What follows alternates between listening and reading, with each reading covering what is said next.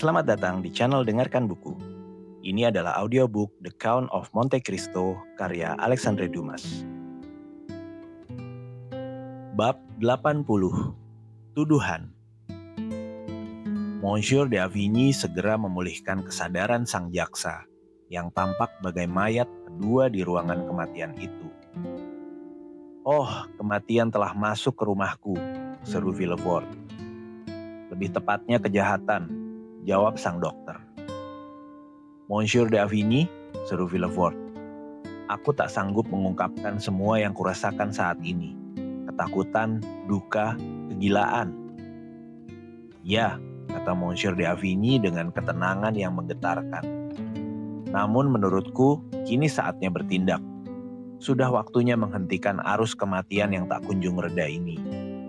Aku tak tahan lagi menyimpan rahasia ini tanpa harapan melihat para korban dan masyarakat secara keseluruhan dibalaskan."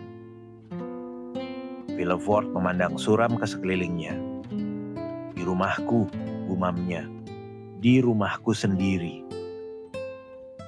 "Ayolah Tuan Jaksa," kata Monsieur de Avigny. "Tunjukkanlah keberanianmu sebagai manusia, sebagai penafsir hukum. Hormatilah profesimu dengan mengorbankan kepentingan pribadimu demi keadilan." "Kau membuatku bergidik, dokter. Apa maksudmu dengan pengorbanan itu?" "Persis itu." "Jadi, kau mencurigai seseorang?" "Aku tak mencurigai siapapun. Kematian mengetuk pintumu, masuk, lalu pergi. Bukan dengan mata tertutup, melainkan penuh kewaspadaan. Dari kamar ke kamar. Nah, aku mengikuti jejaknya, melacak langkahnya. Aku meniru kebijaksanaan para leluhur, meraba jalan dengan hati-hati. Sebab persahabatanku pada keluargamu dan rasa hormatku padamu bagai dua lapis perban yang menutup mataku. Namun, bicaralah, bicaralah dokter. Aku akan punya keberanian." "Baiklah Tuan, di rumahmu atau dalam keluargamu terdapat salah satu dari kekejaman mengerikan yang hanya lahir sekali dalam satu abad. Locusta dan Agrippina yang hidup sezaman adalah pengecualian. Bukti tekad ilahi untuk menghancurkan sepenuhnya kekaisaran Romawi yang telah ternoda begitu banyak kejahatan. Brunhilda dan Fredehund adalah hasil pergulatan pahit peradaban di masa kanak-kanaknya. Ketika manusia belajar mengendalikan pikiran, bahkan jika harus melalui utusan dari alam kegelapan, semua perempuan itu, dulu atau kini, cantik jelita. Bunga kemurnian yang sama pernah mekar dan masih mekar di dahi mereka, seperti yang kini tampak di dahi pelaku kejahatan di rumahmu." Villefort menjerit, tangannya terkepal, matanya memohon belas kasihan pada sang dokter. Namun sang dokter melanjutkan tanpa ampun. "Carilah siapa yang diuntungkan oleh kejahatan itu. Demikian kata pepatah hukum." "Dokter," seru Villefort, "alangkah seringnya keadilan manusia tertipu oleh kata-kata mengerikan itu. Entah mengapa aku merasa kejahatan ini." "Jadi kau mengakui keberadaan kejahatan itu?" "Ya, aku terlalu jelas melihatnya, nyata adanya. Tapi rasanya ini ditujukan padaku secara pribadi. Setelah semua malapetaka ini, aku takut menjadi korban berikutnya." "Oh manusia," desis de Avigny, "makhluk paling egois di antara semua makhluk, yang paling mementingkan diri sendiri, yang percaya bumi berputar, matahari bersinar, dan kematian menyerang hanya untuknya sendiri. Semut yang mengutuk Tuhan dari puncak selai rumput. Apakah mereka yang telah kehilangan nyawa itu tak kehilangan apa-apa? Monsieur de Saint-Méran, Madame de Saint-Méran, Monsieur Nortier." "Apa? Monsieur Nortier?" "Ya, apakah kau kira nyawa pelayan malang itu yang diincar? Tidak, tidak. Seperti Polonius dalam karya Shakespeare, ia mati demi orang lain. Lemonade itu ditujukan untuk Nortier.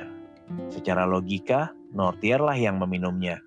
Yang lain hanya meminumnya secara kebetulan. Dan meski Barrois telah mati, Nortierlah yang sebenarnya ingin dibunuh." Tapi mengapa racun itu tak membunuh ayahku? Bukankah kusampaikan padamu suatu malam di taman setelah kematian Madame de Saint-Méran? Karena tubuhnya telah terbiasa dengan racun itu dan dosis yang mematikan bagi orang lain hanyalah remeh baginya, tak seorang pun tahu, bahkan si pembunuh sekalipun, bahwa selama 12 bulan terakhir aku memberi Monsieur Noirtier brusin untuk kelumpuhannya. Namun si pembunuh ternyata tak bodoh. Ia telah membuktikan bahwa brusin adalah racun yang sangat ganas. Oh, kasihanilah aku, kasihanilah kami, rintih Villefort sambil meremas tangannya. Ikutilah jejak si pelaku. Ia pertama-tama membunuh Monsieur de Saint-Méran. Oh, dokter, aku bersumpah atasnya. Gejala yang kudengar tentang kematiannya terlalu cocok dengan apa yang kulihat dalam kasus-kasus lain. Villefort berhenti membantah. Ia hanya mengerang. Ia membunuh Monsieur de Saint-Méran, ulang sang dokter. Lalu Madame de Saint-Méran, dua warisan sekaligus. Villefort mengusap keringat dingin di dahinya. Dengarkan baik-baik. Ah, gagap Villefort. Tak sepatah kata pun kulewatkan. Monsieur Noirtier, lanjut Monsieur d'Avigny dengan nada yang tak kenal belas kasihan. Pernah membuat wasiat yang merugikanmu, merugikan keluargamu, dan menguntungkan kaum miskin. Monsieur Noirtier diampuni, karena tak ada yang diharapkan darinya. Namun begitu ia memusnahkan wasiat pertamanya dan membuat yang kedua, ia pun diserang. Karena khawatir ia akan membuat wasiat ketiga. Wasiat itu dibuat 2 hari lalu, bukan? Kau lihat, tak ada waktu yang disia-siakan. Oh, ampunilah aku, Monsieur d'Avigny. Tak ada ampun, Tuan. Dokter memiliki misi suci di bumi. Dan untuk memenuhinya, ia mulai dari sumber kehidupan. Lalu menyusuri kegelapan misterius kuburan. Ketika kejahatan terjadi dan Tuhan dalam murkanya berpaling, maka tugas dokterlah membawa si pelaku ke pengadilan. Kasihanilah anakku, Tuan, rintih Villefort. Kaulah yang pertama kali menyebut namanya. Kau, ayahnya sendiri. Kasihan Valentine. Dengar, ini mustahil. Aku lebih rela menuduh diriku sendiri. Valentine yang hatinya murni seperti berlian atau bunga lili. Tak ada belas kasihan, Tuan Jaksa. Kejahatannya nyata. Mademoiselle sendiri yang mengemas semua obat yang dikirimkan kepada Monsieur de Saint-Méran. Dan Monsieur de Saint-Méran mati. Mademoiselle de Villefort yang menyiapkan semua minuman penyejuk yang diminum Madame de Saint-Méran. Dan Madame de Saint-Méran mati. Mademoiselle de Villefort yang mengambil dari tangan Barois yang sedang pergi, lemonade yang biasa diminum Monsieur Noirtier setiap pagi. Dan hanya keajaiban yang menyelamatkannya. Mademoiselle de Villefort adalah pelakunya. Ia si pembunuh beracun. Padamu, sebagai jaksa kerajaan, aku menuduh Mademoiselle de Villefort. Lakukan kewajibanmu. Dokter, aku tak melawan lagi. Aku tak sanggup membela diri. Aku percaya padamu. Tapi demi belas kasihan, selamatkan nyawaku, kehormatanku. Monsieur de Villefort, jawab sang dokter dengan semangat yang lebih berkobar.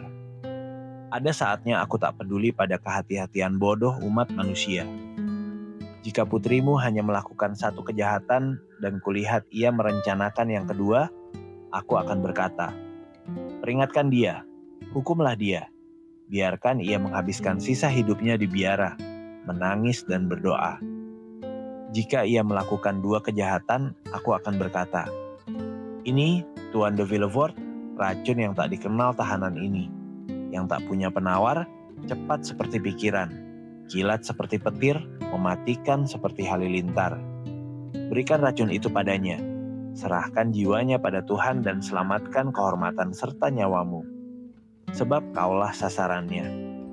Aku bisa membayangkan mendekati ranjangmu dengan senyum munafik dan nasihat manisnya. Celakalah kau, Monsieur de Villefort, jika kau tak menyerang lebih dulu. Itulah yang akan kukatakan jika ia hanya membunuh 2 orang. Tapi ia telah menyaksikan 3 kematian, merenungkan 3 mayat, berlutut di samping 3 jenazah. Ketiang gantunganlah si pembunuh beracun. Ketiang gantungan. Apa kau bicara soal kehormatanmu? Lakukan yang kusarankan dan keabadian menantimu. Villefort jatuh berlutut. Dengarkan, katanya. Aku tak sekuat pikiranmu. Atau lebih tepatnya, aku tak akan sekuat itu jika yang terlibat bukan putriku Valentine, melainkan putrimu, Madeleine.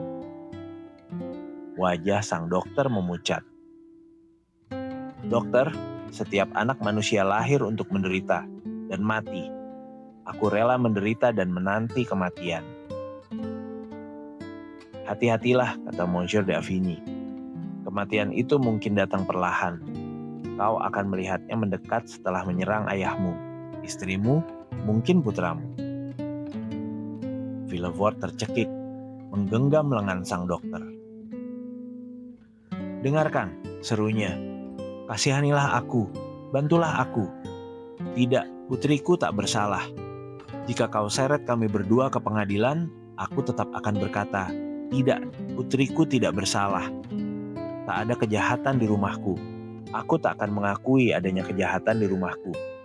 Sebab ketika kejahatan masuk ke sebuah rumah, ia seperti kematian. Ia tak pernah datang sendirian. Dengar, apa artinya bagimu jika aku dibunuh? Apakah kau sahabatku? Apakah kau manusia? Apakah kau punya hati? Tidak, kau hanya seorang dokter. Nah, kuberitahu, aku tak akan menyeret putriku ke pengadilan. Tak akan menyerahkannya pada algojo. Bayangan itu saja cukup membunuhku. Membuatku seperti orang gila yang menggali jantungku sendiri dengan kuku.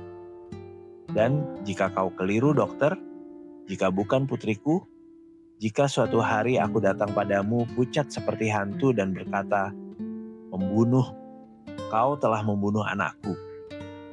Dengarlah, meski aku seorang Kristen, Monsieur d'Avrigny, aku akan bunuh diri. Baiklah, kata sang dokter setelah diam sejenak. Aku akan menunggu. Villefort menatapnya, seolah meragukan ucapannya. Namun, lanjut Monsieur d'Avrigny, dengan suara pelan dan khidmat. Jika ada yang jatuh sakit di rumahmu, jika kau merasa diserang, jangan panggil aku. Aku tak akan datang lagi. Aku bersedia berbagi rahasia mengerikan ini denganmu. Tapi aku tak akan membiarkan rasa malu dan penyesalan tumbuh dan menggerogoti hati nuraniku. Sebagaimana kejahatan dan kesengsaraan akan tumbuh di rumahmu. Jadi kau meninggalkanku, dokter? Ya, aku tak bisa mengikutimu lebih jauh. Aku hanya berhenti di kaki tiang gantungan. Akan ada penemuan baru yang mengakhiri tragedi mengerikan ini. Selamat tinggal. Kumohon, dokter. Semua kekejaman yang menghantui pikiranku telah membuat rumahmu menjijikkan dan terkutuk. Selamat tinggal, Tuan. Satu kata, hanya satu kata lagi, dokter. Kau pergi meninggalkanku dalam kengerian situasiku, bahkan memperparahnya dengan yang baru saja kau ucapkan. Tapi apa yang akan dikatakan orang tentang kematian mendadak pelayan tua yang malang itu? Benar, kata Monsieur d'Avrigny. Mari kita kembali. Sang dokter keluar lebih dulu, diikuti Monsieur de Villefort. Para pelayan yang ketakutan berkerumun di tangga dan lorong yang akan dilewati sang dokter.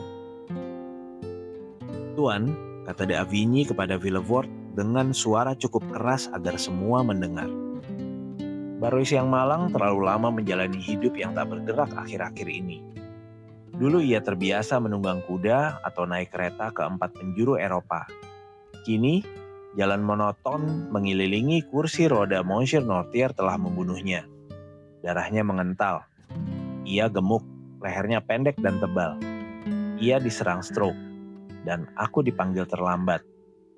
Lalu berbisik pelan ia menambahkan, "Ngomong-ngomong, buanglah cangkir sirup violet itu ke dalam abu." Tanpa berjabat tangan, tanpa sepatah kata lagi, sang dokter pergi, diiringi tangis dan ratapan di seluruh isi rumah.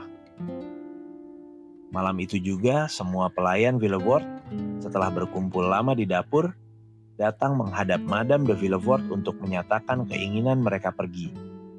Tak ada permohonan, tak ada tawaran kenaikan upah yang mampu membuat mereka bertahan.